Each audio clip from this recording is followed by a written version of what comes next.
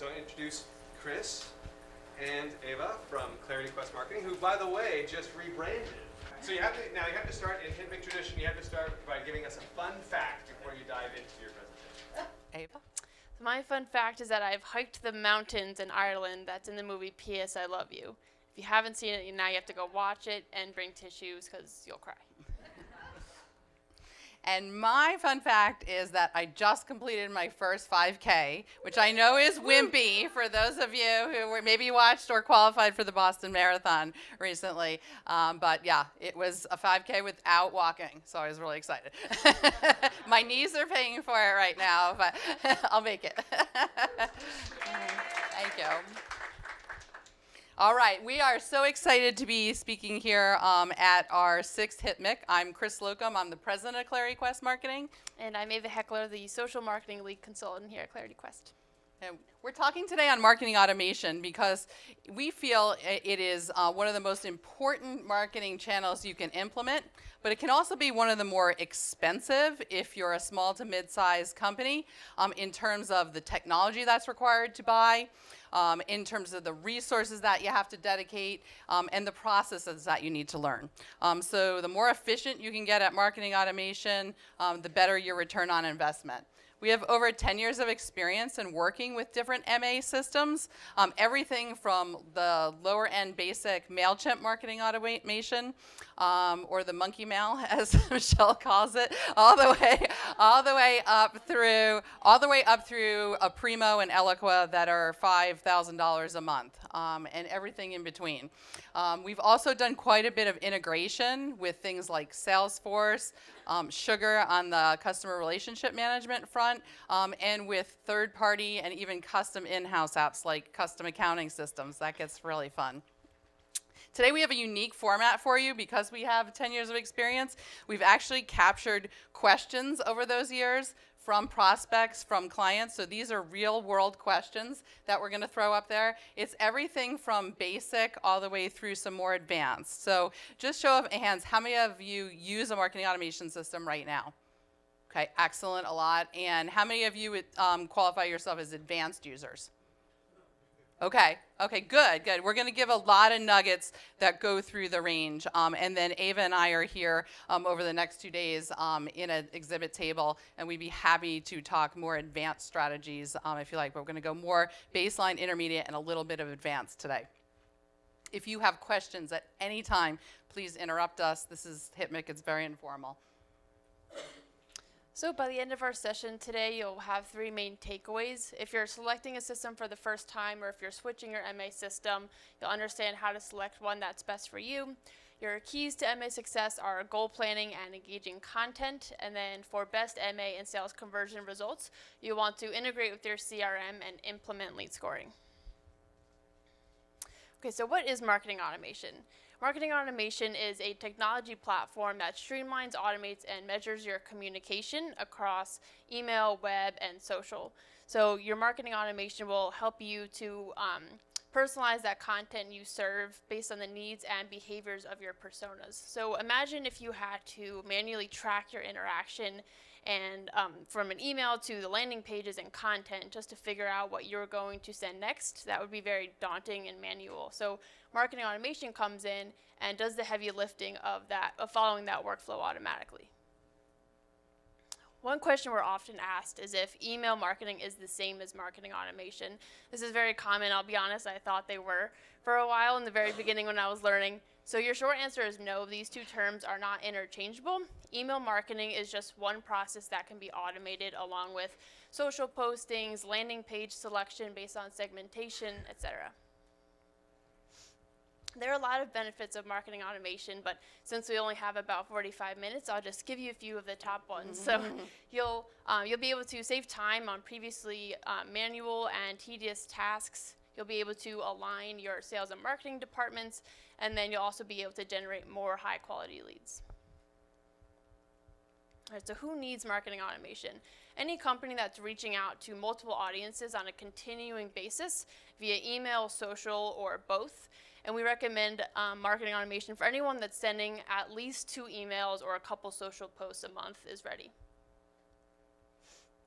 So you may be wondering, okay, of course this agency is going to be promoting this. They probably offer this as a service. Yeah, we do, but we do want to share with you guys that this really does work. And research even shows that 4 in 5 users increase their leads by using marketing automation software, and almost as many saw an increase in conversions. So now Chris will talk about how to select an MA system. So whether you are looking at a system for the first time, or as many of you who raised your hand, you already have a system, but maybe you're not quite happy with it, we'll talk about the differences in terms of the systems. So which MA system should we choose? You may not need one. If you are sending one email a month, say an email newsletter, and there's really no personalization, it's just basic, maybe out to an entire audience, you're fine with a Constant Contact or basic MailChimp. You really are. And we see a lot of companies who go and buy a 2-year contract with a system that's $2,500 a month, and then they end up sending one email a month. And that's really, you're never going to get your ROI on that, okay? If you're already at the point where you are personalizing your flows, you want to send to different audiences, you want to segment, then you certainly can go with one of the higher end systems.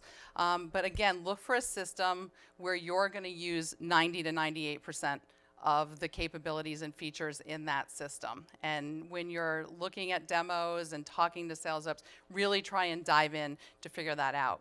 Also look for a system that has a really easy user interface.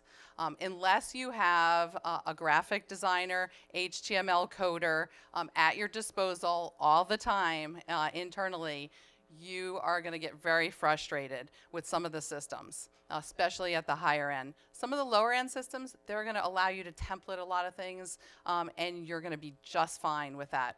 Also, test the systems at the very beginning. Oftentimes, you'll be allowed to have a test account, even if you're not a customer yet. Push for that, and make sure you're getting what you see is what you get over different email systems, that your social postings are happening correctly, that the emails on mobile look good as well. And then again, you're going to save yourself a lot of time. Finally, tech support. Right? We have a lot of customers, clients who want to go with the most basic package that is probably only email support.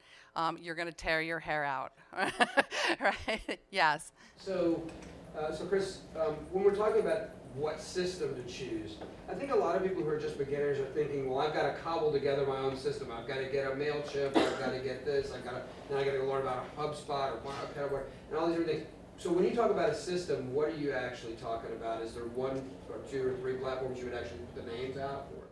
Yeah, and I'm not paid by any of these folks, but and I'll talk about integrations with the other systems because I think that's where the real power lies. It's not just marketing automation, but for most companies, unless you're extremely sophisticated or have a team of 5 to 10 people who are just dedicated to marketing automation, you're not going to need an Eloqua or a Primo. Those are extremely powerful, and even drifting down into the Marketos, you're going to need a couple people in-house, as well as usually an agency, to use all those features. Can use the basics, yes, but to use all those features. The Pardots, the HubSpots, the Actons, they're going to be a fairly middle-of-the-road platform that most people are going to find easy to use after some onboarding. And for some, like the MailChimp marketing automation, if you don't need a lot of sophisticated lead scoring, which I'll talk about in a minute, then you're just fine with that, right? So we'll talk a little bit more about that. It really goes to what your business goals are. And on that tech support side, you'll find tech support varies quite a bit across the range. Everything from, yeah, we're just on live chat and maybe you can get us and maybe you can't, all the way up through you can actually get a live person on the phone. And when you're learning or when you're shifting and transitioning systems, having that live person and interaction is invaluable and going to save you so much over the long run, even though the investment up front is higher. That answer your question? So how much should you spend on a marketing automation system? So most of them are based on number of contacts, as many of you know. So let's say you have 20,000 contacts. MailChimp's going to start at $350 a month for 20,000. You're going to go all the way up to Primo. That's going to be $5,000 to $6,000 a month. And the middle of the road systems are going to be $2,000 to $3,000 a month. They are going to push you for a 2-year commitment. Push back. Especially if it's end of the month or end of the quarter, end of the year especially. It's just like buying a car. Unless you know and you are committed and your leadership is committed to this effort, you do not want to get yourself locked into more than you need to right up front, because you may find the company is not as responsive as you thought they were during the sales process, and then you're locked into a 2-year commitment even though you're getting a discount. Yes, Michelle? So, this is a particular pain point for me. I went through 7 marketing automation systems before I finally figured out which one would work, 7 of them. And I strongly encourage you pay the month-to-month fee for the first few months, because it sometimes took me as long as 3 months to figure out whether this was really going to work for me, because you can't run through all the scenarios right up front that you're going to need, right? So when you then go try to do something just a slightly more sophisticated, you find out, oh, you need yet another solution because this one feature is missing, and now you have to go back and rethink the whole thing. And so I found it to be much simpler if I just go month to month until, like you said, you're really bought into what I finally settled on was ActiveCampaign. But it just, I mean, I went through all Kajabi and Marketo and Constant Contact and Monkey Mail, and like there was literally 7 of them that I went through. And then, ClickFunnels and, the page builder stuff. It's overwhelming when you get into this. So. And unfortunately, a lot of the mid-range and upper, you can only get them on annual contracts now. They've got smart, right? They are SaaS companies, so they want to get you in there and they don't want churn.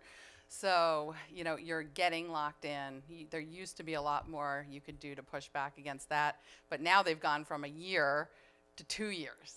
Soon it'll be 5, probably. They do invest in onboarding you. Absolutely. And that makes a big difference, right? If you don't have Absolutely. onboarding, that can make or break that decision. Oftentimes there's a separate charge for the onboarding, and you can negotiate that in.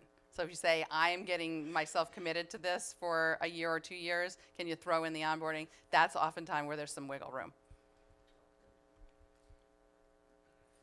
So should you integrate your marketing automation with CRM or accounting systems? This is a big question we often get. Oh my goodness, we're doing this whole MA and now we want to bring in multiple departments, IT, multiple folks. Yes, you do actually, because it's really where the power lies, and it's where you're going to be able to show your management team that marketing leads to dollars. Right? If marketing is sitting in its own system and it never shows conversion through the accounting or through the CRM system, your management team is going to look at this and say, yep, line item expense. Nice to have, maybe there's some interaction, but you can't show that it leads to revenue. If you have integration, even at a basic level, I don't care if you're just QuickBooks, right? You can integrate with these things, right? And show that it's leading to conversion. You're going to have a lot more buy-in from the management team, and you're going to get that renewal budget when you need it. Big thing is think of your business goals up front. Don't just look at the sexy technology. We need MA because our competitors are using MA, right?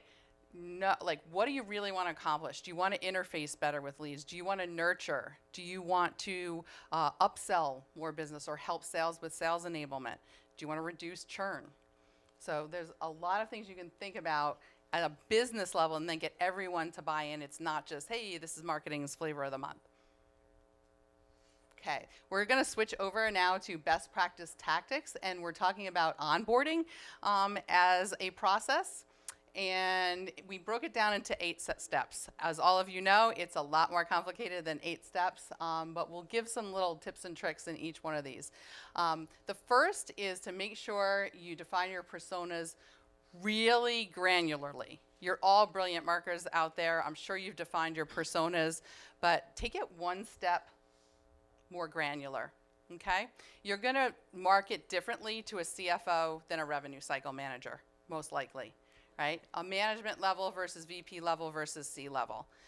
Get as granular as you can with that first persona segmenting. And then you'll actually want to segment your list. And oftentimes we'll get a question, well, how many contacts do we need? Well, what's your market, right?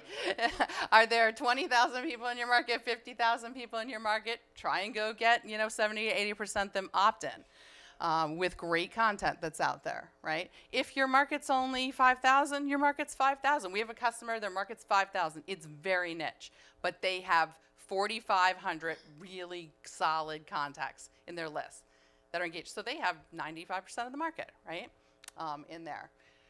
Really, with MA, we found the return on investment starts at about 3,000 contacts. Below that, stay with the constant contacts or MailChimp, right? You're really not going to get the return on investment. We see it really ramp up around 10,000 contacts and be optimal around 20,000, because then you can really start to do the segmentation you need to do and the personalization you need to do. If your list is only 3,000, really, how many segments can you break that into? And if it's more than like 5, I feel sorry for you. That's hard. That's really, really hard to market to. How should you structure your contact list? 3 things that we look at in structuring. One is clean it before you put it into the MA system as much as possible. I don't care whether it's a SQL database, whether it's an Excel file. Get rid of the bad records, append empty fields where you can, get rid of those missing characters or weird characters that are in there, have as clean a list as possible, and then test that list using a system, something like Bright Verify, B-R-I-T-E, verify.com, that will actually ping the email servers of all your contacts and figure out whether it's a valid contact or not. Bright, B-R-I-T-E, verify.com. It's a penny an email, and you'll get back a report that's red, orange, green. Green or, we know this is a valid contact. We were able to get a ping back from the server. Red is a bounce. Get rid of those. Right out of the gate, it's a bounce contact. And orange is, this may be a valid one, but not all servers do we get a bounce back from, a ping back from. For a penny a contact, it's really worth it. Rather than use a service like that, would it not be better just to email the list that you have, like a static email, not an MA one?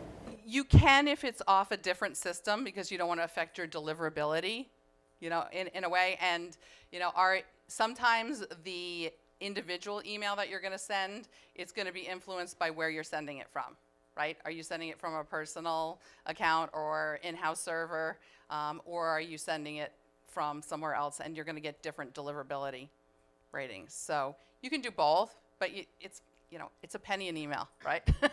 And then you could try your own as well. And I will get to that too, because you want to update once you've sent it out of the system. So first is clean the list. Second is segment the list. Okay, and that's where your granular personas come in. Segment the list in as many ways as you think you are going to need to communicate to people. So if you are looking at different horizontals within healthcare, we have acute and ambulatory, or we have imaging centers and we have surgery centers that we're trying to get out to. Make sure those are all columns in your list. So you'll have industry types, you'll have horizontal types.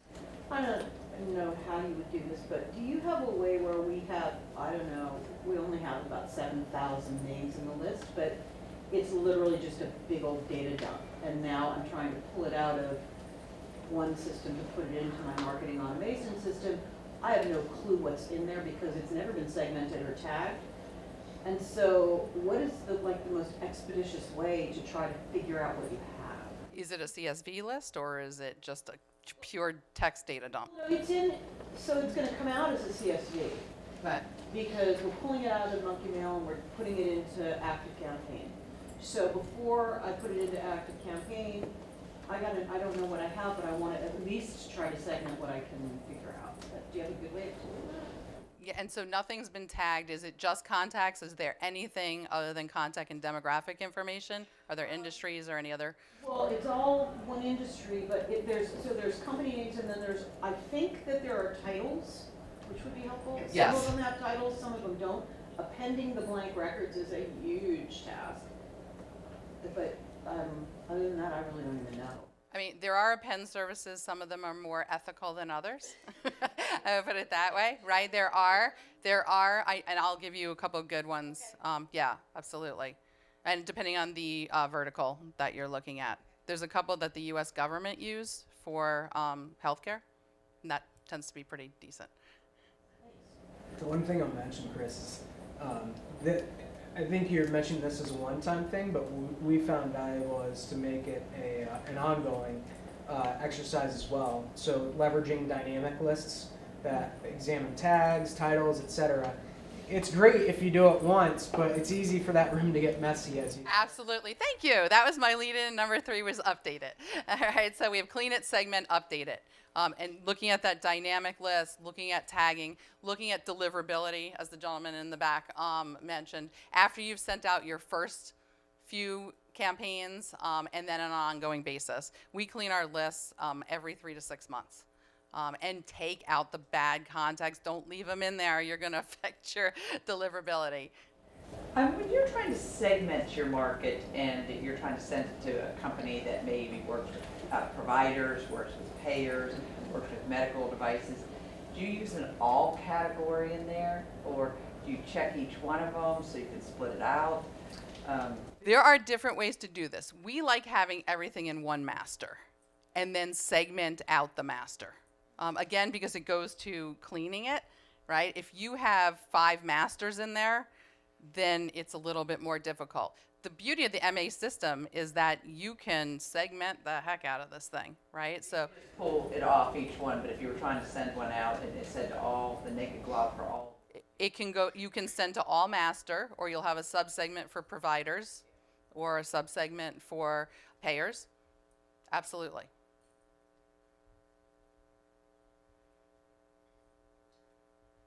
Okay, the second one is generating and organizing your content, and this is one that we find a lot of companies often wait until after they get the marketing automation system, and then they figure out, oh, we need content. So Ava's going to be talking about that. So content is key because at the end of the day, we're trying to engage with people on a personal and an emotional level, right? We're not just trying to hit people over the head with a bombardment of emails and social posts. I mean, I know we all get a lot of that too. So I know last week a lot of us were on the HitMake Twitter chat where we talked about how content is just everywhere and how it can be very overwhelming. And we talked about, is that going to end? Is something new coming? And I think we pretty much agreed that content's not going anywhere. We just need to make sure that when we do share and create content, that it has value. And we don't want to just be sharing content to say that we're sharing content. So in the beginning, you'll want to start with about 4 to 6 emails per campaign for optimal engagement. So you'll need content for those email sequences. Otherwise, your marketing automation doesn't work. That's the key there. So that would be like if you went to go on a fishing trip and you had your premium fishing rod already and then you forgot your bait. You wouldn't catch anything and it wouldn't work, right?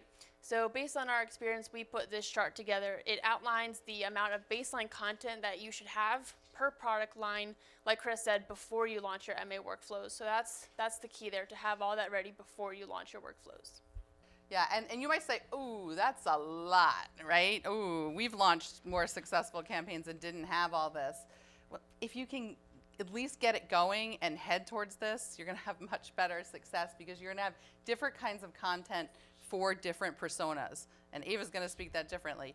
We know we consume content differently as we're humans, right? So we like different things. You like a red car, I like a blue car. So an optimal content marketing cadence doesn't follow your sales funnel. So your sales funnel is going to match the needs of your sales team. So you might create blog posts for the awareness stage, webinars for discovery, and conduct surveys for intent.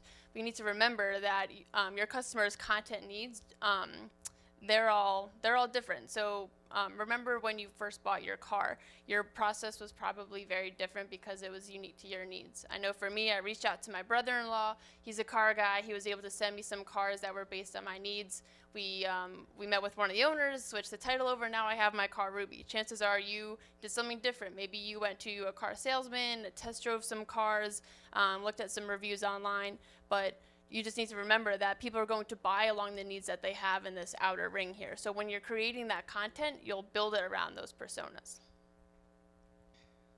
So this chart just shows which content resonates best with prospects at different points of their needs journey. So just notice that website has content in all 5 categories here. And now Chris will talk about drafting workflow flowcharts. Yeah, so this gets into the meat of the process, right? Exactly how do you want the marketing automation to work? And where we see a lot of folks go down the road is they start working within the system itself before they really know the capabilities of the system. And I'm old-fashioned. I either like pencil and paper or whiteboards or virtual whiteboards like Ziteboard. If you're working with remote teams, flow it out the way you think you want it to work before you start putting constraints on yourself because the system can or cannot do it, right? And so then you'll get an optimal workflow versus, I'm just going to leave this step out because I don't know how to do it yet, right? And then, so if you've drafted this and you say, this is really important to our business, that step X, Y, and Z happens, then you can ask the tech support and make sure that happens. Show them the flow chart. Your onboarding team and tech support with your vendor should be able to follow your flow chart, and then you'll be able to get it implemented. When you're looking at different kinds of workflows at the very simplest level, probably many of you have done these, a drip campaign is the simplest. That's a sequence flow. There's usually not a ton of personalization unless you've segmented it out. But it's one of those, we've sent 3 emails and there's no user behavior changing the workflow, okay? A nurture campaign is where real power of MA comes in. That is going to be campaigns with email and social posts going out based on interaction. So let's say Brian downloads a white paper on patient engagement, then I send him down a different path than Stacy, who downloaded something on security. Right? So different paths for different people that are very customized. We'll talk later about account-based marketing and how you can even get more fun with that in terms of advanced personalization. And MA makes this possible because imagine if you had to do all this stuff manually. One of the things, the simple things about marketing automation that I love is that it doesn't matter where you are in the cycle, right? So you may have a contact that has been in your system for 3 years. They've already been through a workflow. And then the next day, Cynthia is on there and she fills out the form. She begins the workflow. And you don't have to remember, like, oh, this person already went through this person already went through this, or this group already went through one workflow or not. It's really powerful in terms of getting that done for you. You want to decide on those system integrations. So to answer lots of questions about system integrations, if you were just in the last session, they talked a lot about website. So you'll want to, at a minimum, integrate your website, CMS, and your analytics, whether you're using Google Analytics or another analytic platform, your MA system, and then your CRM system if you have one. And this is a baseline system. It's not that hard these days, especially if you're using things like Pardot Salesforce marketing that have native integrations. You're going to be able to get it all done fairly easily. And even these days, if it's a custom system with an API, and you're going to get a lot of information flowing between those systems. So those are at a baseline what you should integrate. Accounting systems are also getting more popular for that. And then we get the question, well, if I buy this MA system, or if I already have Salesforce, can't that do everything? Can't that manage the entire life cycle? And these systems were set specifically and designed specifically either for sales on the CRM side or for marketing. Can you send emails out of Salesforce? Absolutely. Can you do some of the other things you're going to need to do from a marketing standpoint and nurture standpoint? No, not as easily and not as effectively. Same thing on the marketing automation side. Marketing automation is not going to track conversions for you unless you link it up with another system. And then you're going to be on an island. Fifth is my favorite, and I think the total brain trust of marketing automation, where you can get really downright geeky if you want to, and that's setting lead scoring metrics. And a lot of companies will take, it's hard to see probably in the sun here, but a lot of companies will take a template that's out of the box, and they never touch the lead scoring template. Bad idea. Well, it's just, it's an okay system usually, but it's not customized to your business. You don't have things like that are in the top, manual things like, oh, this person actually picked up the phone and called. How do we record and set a lead score for that? Or, oh, we met them at a trade show. So those offline events, you want to be able to assign a score to those and manually input those. And so this is the template. You'll usually have a bunch of different fields, each with a different variable, assigning different scores, and then every single person in your system will have a score from 0 if they've not had any engagement up to some maximum. That's it. And then you can triage, and that's super powerful. So how should you set the lead scoring? If you're saying, Chris, don't just take it out of the box, how should you do it? Talk to your sales team. See what points of action actually lead to conversion. Is it we met someone at a trade show, or like, only 5% of the people we meet at a trade show actually convert? Is it they saw a demo? Is it they called and asked for more information and score those higher? If you take nothing from this talk other than this next line, it's the best one. You understand intent versus interest, right? Intent is intent to buy. If you call and ask for a demo, or call and ask for more information, there's some intent there. If you download a white paper, that's not necessarily intent, that is interest. Right? If you attend a webinar, that's interest. Your job in marketing is to get them from interest to intent. But you're going to want to score intent variables and actions a lot higher than interest. And you want to set a time to reevaluate your model. Don't just set it and forget it. Make sure you're talking with the different teams in your organization and reset your model. Really quickly on the next few, you'll want to create templates ahead of time. Don't try and do them while you're setting the workflow. That's going to probably drive you insane. Try and get all the templates up front. Work with your design teams if you need to. Get those saved. Draft the copy as well that you'll need for landing pages, emails, social posts, as much as you can. And then test in all different kinds of systems, to all different kinds of emails, to mobile, get Gmail addresses, corporate addresses, etc. It's going to look different sometimes on every different system. You can get an improved return on investment by spending that time up front and really making sure what you want to accomplish with the system, and then doing the integration. And that tracking of ROI is mostly through the integration, unfortunately. You can show engagement metrics, but I like showing hard cash at the end of the day. Show the dollar signs. That's what management's really going to be interested in. So now those of you who already have marketing automation, we'll just be touching on a few topics on advanced marketing automation. How can MA assist with ABM? If you're a business-to-business company and you already either implemented account-based marketing, or you're thinking about it, in which you actually try and target specific accounts. Let's say you want to go after marquee hospitals. You go specifically after Cleveland Clinic and Personalized, Hopkins, and Mayo. Then you can actually really effectively combine marketing automation with account-based marketing, whether you're doing what we call kindergarten ABM, right? And you're trying to target those folks through maybe a LinkedIn account, or you have something as sophisticated as demand-based. Those ABM systems are not going to do some of the things you need to do in terms of the communication aspects. They're more advertising and identification channels. So marketing automation gives you the opportunity to personalize your outreach. Real quick, who's already doing personalization? Okay. So on a basic level, like many of you already know, you can personalize an individual's name, company name, location, and engage and attract readers. But on a more advanced level, those mid-range and above systems will allow you to personalize because of things like geolocation, content downloads, web visits, past purchase history, and a lot of other features. So for example, you could serve very targeted mobile content to someone that's downloaded an app. Or you could potentially personalize content on different landing pages. So it all just depends on your MA system and the capabilities that it has.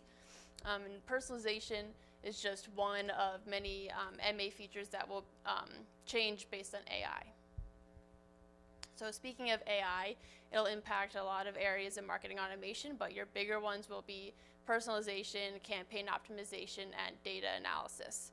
So just like I mentioned with personalization, that'll start to change a bit. So you'll be able to define some touch points along the purchase path and define those parameters of your target customer, and then AI will be able to take over and personalize automatically because it'll know what personalization works best with those different segments.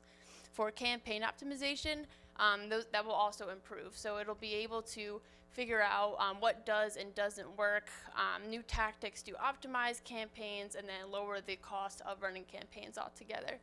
And then for data analysis, AI will be able to step in and take over that process of gathering the data, cleaning it up, throwing out any exceptions, and then enabling faster, more accurate analysis to the point where it'll be able to provide recommendations almost instantly.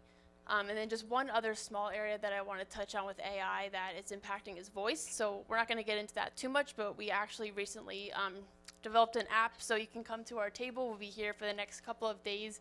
You can come test that out with us. But that's just another area that AI is impacting. So hopefully you guys were all able to take away a couple nuggets depending on where you're at with your MA journey. We'll be here for the rest of the week, so if you want to come and ask us questions about your personal situation with MA, we'd be happy to answer questions, or any more general questions we'd be happy to answer now. So thanks for listening.